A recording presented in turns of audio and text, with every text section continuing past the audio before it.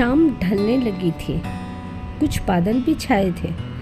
शीला ने सोचा जल्दी से छत से कपड़े उतार लाती हूँ वरना भीग जाएंगे।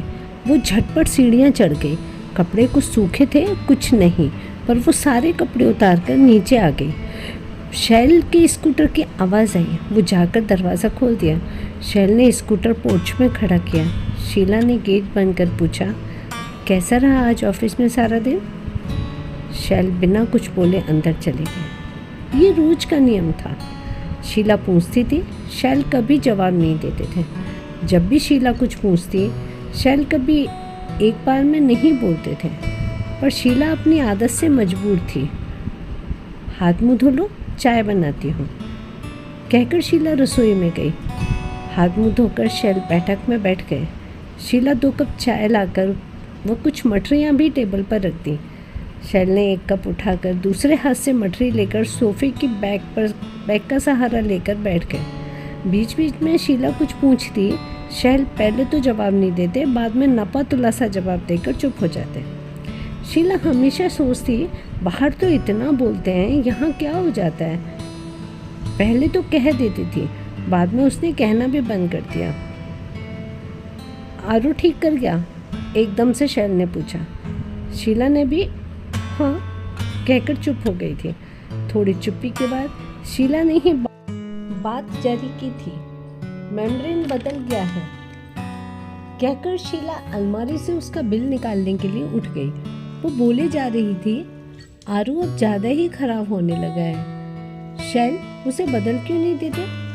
कहकर वो मुड़ी ही थी कि शैल कमरे से नदारद थे, थोड़े अपने आप से झुंझलाई थी।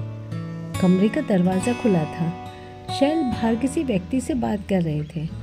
वही आदत, वो व्यक्ति एक सवाल करता था, शैल उसका लंबा सा जवाब देकर कभी मुस्कुराते कभी दोनों ठहाका लगाते। तो याद करने लगी, शैल मेरे साथ ऐसा कब हंसे थे। अरे शीला, शैल ने बाहर से ही बोला था। हाँ कहिए, जरा शर्मा जी आए हैं, चाय बना दो यार। शर्मा जी के मना करने के बावजूद भी शैल ने ज़बरदस्ती चाय बनवाई थी।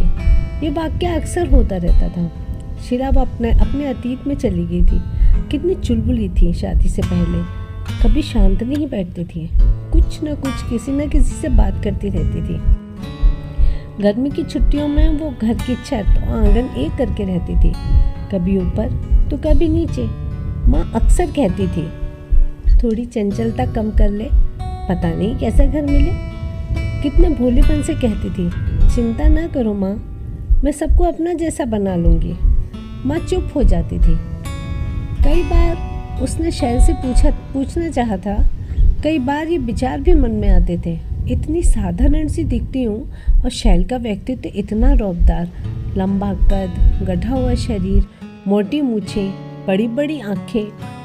किसी खास मौके पर जब तैयार होते थे तो किसी राजकुमार से कम नहीं लगते थे। पर शैल ने मुझे कभी साधारण स्त्री होने का एहसास ही नहीं होने दिया। फिर क्या था कि शैल उससे खुलकर बात नहीं करते थे। उस रोज वो और शैल छत पर चाय पी रहे थे। उन दोनों के बीच की लंबी चुप्पी उसने ही तोड़ी थी। शैल वो चुप नीचे सड़क पर आते जाते वाहनों को देख रहे थे। उसने फिर दोहराया, शैल। चौंक कर, हाँ हाँ बोलो। शैल ने उसकी तरफ देखा था। उसने पूछा, शैल मैं कैसी दिखती हूँ आपको? ये कैसा अजीब सवाल है। हल्की सी नाराजी से वो नीचे चले गए थे। सोचने लगी थी, उसने ऐसा तो कुछ नहीं कहा था। वो भी उनके पीछे पीछे नीचे आई थी। शैल के फुसफुसाहट से उसका ध्यान उधर गया। कमरे के बाहर वाली बालकनी के कोने में खड़े किसी से बात कर रहे थे। उसे देखकर थोड़ा चौंके थे। फिर हाँ हाँ ठीक है कहकर फ़ोन काट दिया था। उसका मन घबराने लगा था। कौन हो सकता है या हो सकती है, पर शैल के व्यवहार से कभी ऐसा नहीं लगा था। कमरे में जाने के बाद उसने उनका फ़ोन चेक किया। ये तो सासू माँ का नंबर है। ऐसे क्यों बात कर रहे थे?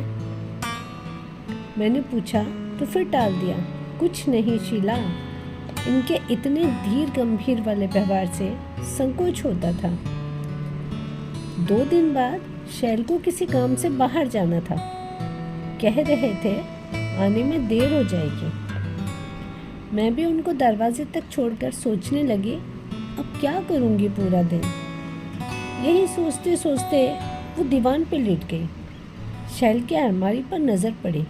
सोचा इसको ठीक कर देती हूँ।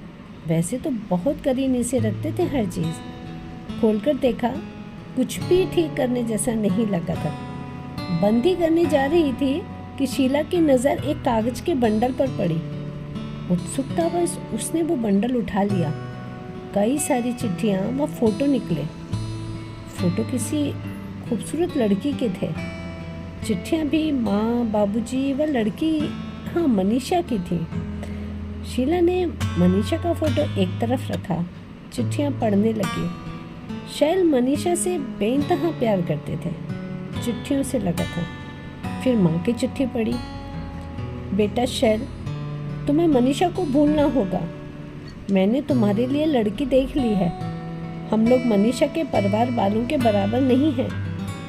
अमीर लड़की अपना रंग ज़रूर दिखाएगी। मेरा मरा मुँह देखो जो तुम उससे शादी करो। और भी ऐसी कई चिट्ठियाँ थीं। शीला को समझते देर नहीं लगी। कई और भी बंडल दिखे जिसमें शैल के शौक छुपे हुए थे, जैसे कविता करना, पेंटिंग के बारे में। मैंने तो कभी शैल को इन सब चीज़ों के बारे में बात करते नहीं सुना। हाँ, कभी कभी जगजीत सिंह की गज़लें ज़रूर सुनते थे। शीला को अब सब कुछ समझ में आ गया। उसने फेसबुक पर मनीषा से कांटेक्ट किया, सारी बातें की। उसने बताया उसकी भी शादी होने जा रही है अगले हफ्ते। आज वो शैल से खुलकर बात करेगी।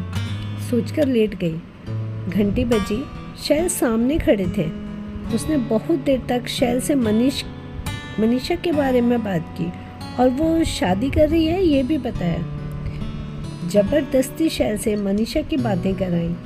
बात करते करते शैल और शीला के बीच की सारी गांठें खुल चुकी थी।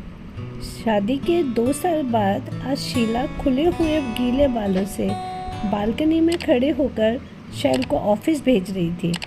शैल निसंकोच हाथ हिलाकर ऑफिस के लिए निकल रहे थे।